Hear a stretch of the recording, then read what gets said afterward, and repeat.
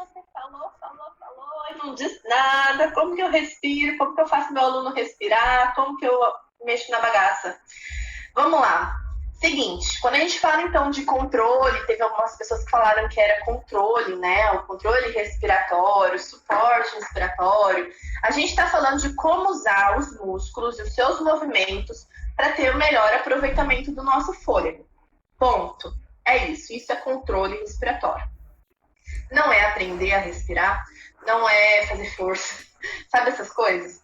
E todo esse controle, esse movimento dessa musculatura respiratória, né? Eles são específicos para dois momentos, que nem eu falei, da inspiração e o momento da expiração. Inspiração é a entrada do ar, expiração, a saída do ar. E a gente precisa entender o processo respiratório sobre um ponto de vista funcional, ou seja, que nem acabamos de ver, como que a coisa funciona aí dentro, sem a sua consciência, sem a coisa está funcionando. Você está vivo, você está respirando, graças a Deus. E do ponto de vista do que a gente controla de fato, tá? E aí vem uma coisa que eu adoro a gente pensar, que é justamente essa consciência, tá? Que nem a gente fez do nosso corpo. Parar, sentir, sente o corpo, porque a gente está numa vida tão afobada que a gente não repara no próprio corpo, né? A gente parar e se perceber é muito difícil. Então, a gente ter consciência. E tem uma outra coisa, né? Naquela teoria das múltiplas inteligências, que a gente tem, né? Inteligência matemática, para ter inteligência corporal sinestésica, que isso é muito visto em atletas, né? E artistas, dançarinos, cantores, pessoas que mexem exatamente com o próprio corpo. E eles desenvolvem uma coordenação corporal, sabe? Tão preciso, né? De movimentos tão minuciosos e precisos do corpo que o cantor precisa. O cantor, o instrumento dele é o corpo, tá? E aí eu vou soltar um vídeo para vocês aqui.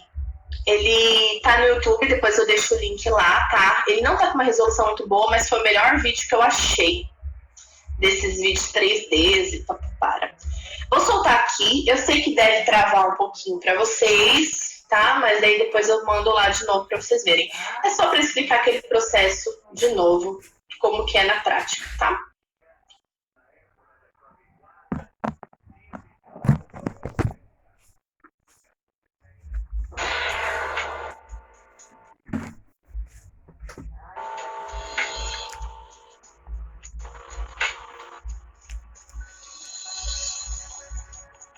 No ser humano, a respiração é efetuada pelos movimentos ascendentes e descendentes da cavidade torácica.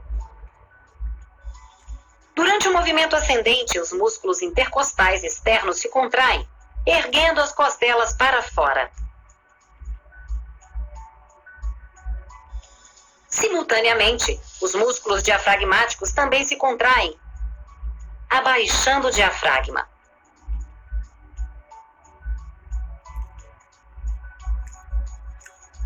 Como resultado, o volume da cavidade torácica aumenta e a pressão do ar diminui. À medida que o ar na cavidade torácica em torno dos alvéolos diminui, eles esticam e o ar externo entra nos pulmões por meio da faringe, da laringe e dos brônquios. Este processo é denominado inspiração. Após esse processo, os músculos intercostais externos relaxam, mas os músculos intercostais internos se contraem.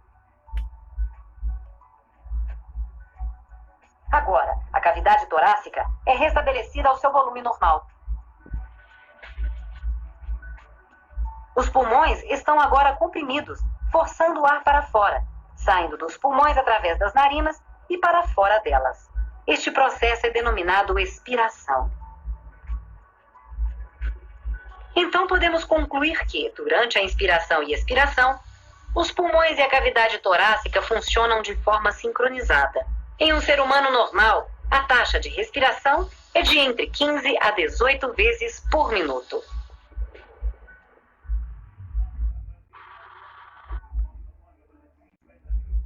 Aí, voltei. Deixa eu ver aqui. Aquilo ali foi só para a gente fechar essa ideia desse processo, tá? Meu mic tá aberto. E aí, gente, a gente entender, então, eu vou separar aqui para vocês em 2 momentos, assim como o processo de respiração, a gente tem a inspiração e a expiração, eu vou separar em 2 coisas, tá?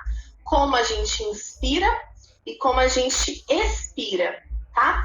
Então, primeira coisa que, assim, tem várias metodologias, vários métodos mesmos e metodologias que vão, assim, trazer uma série de regras a respeito da inspiração, né, e do controle dessa respiração, influenciado por aqueles monte de coisas que eu já mostrei para vocês lá atrás, as escolas nacionais de canto, né, barriga enche expandindo o abdômen, enche expandindo a costela, tanto faz.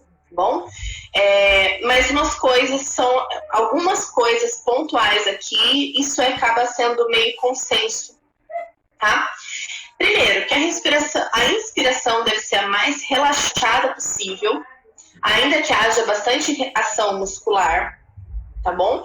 É indicado uma postura ereta, relaxada, com o peito levemente elevado, uma postura nobre da escola italiana, que eu falei para vocês lá atrás. Depois a gente vai falar sobre essa postura ainda mais um pouquinho.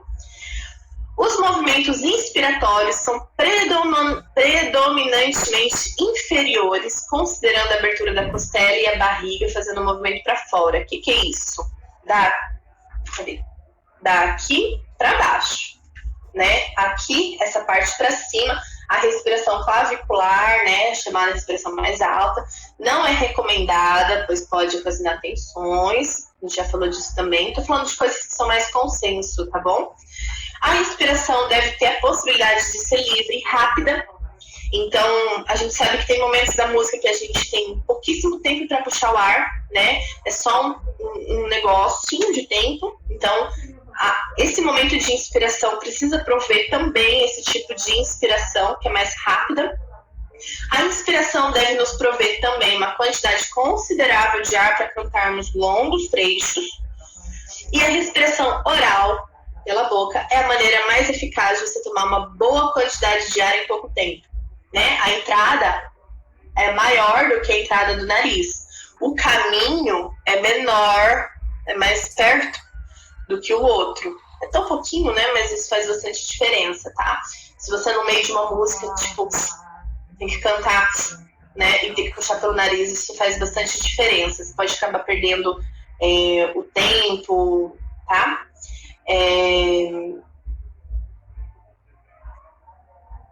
E aí vem a outra parte, né? Da expiração. Como que você deve soltar o ar. Primeiro, a gente tem que entender 2 coisas, gente, quando a gente fala da saída do ar, que é administrar essa saída do ar, e segundo, que é o controle de nível de pressão, tá? Quando a gente fala da expiração, a gente consegue... Claro que a coisa está acontecendo, tipo assim, ao mesmo tempo. Aqui a gente vai dar uma separada de exercícios, por exemplo, de administração da saída do ar, ou seja, você tem uma frase X para cantar. Essa frase tem tantos compassos, tem tanto tempo e você precisa administrar a saída. Isso é uma coisa. Agora, controlar o nível de pressão, lembra que a pressão lá influencia na intensidade, né, da sua voz, se ela vai ter mais ar ou menos ar. Essas coisas já é uma segunda parte desse processo, tá bom? Então, para sustentar uma determinada nota, o ar deve ser expirado vagarosamente, de forma constante, sem perder a postura, sem perder o apoio. A gente tem que evitar o relaxamento súbito do diafragma e dos músculos intercostais. Então, você está cantando, vou falar, eu tirei o pau no gato mesmo, que é a que vem na minha cabeça agora. Se você vai puxar o ar, tirei o pau no gato, mas o gato não morreu, reu, dona. Agora que eu puxei meu ar. Enquanto isso, minha costela ficou aberta, porque se eu encho e eu já solto tudo, tirei o pau no gato, acabou, tá? Meu diafragma relaxou muito rápido, meus músculos intercostais relaxaram muito rápido, então a gente tem que evitar esse relaxamento muito rápido. Não deixar que determinados movimentos expiratórios elevem a pressão, de forma exagerada a ocasionar tensões desnecessárias. Isso é uma coisa que eu falo bastante também. Então, aquela dica que eu dei para Laís de usar a barriga para dar mais pressão, tem que ser usado com cautela. Você tem que saber para quem que você vai pedir isso, né? Tem que ser vozes mais hipotônicas, vozes menorzinhas, porque se você, por exemplo, tá falando com alguém, ou se você é um cantor que geralmente canta com muita força, muita potência, quase que berra, e você ainda usa essa musculatura abdominal, né? Seja em momentos de ou...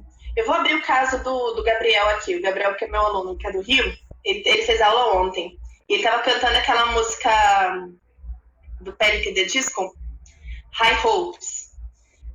Aí tem que cantar, né?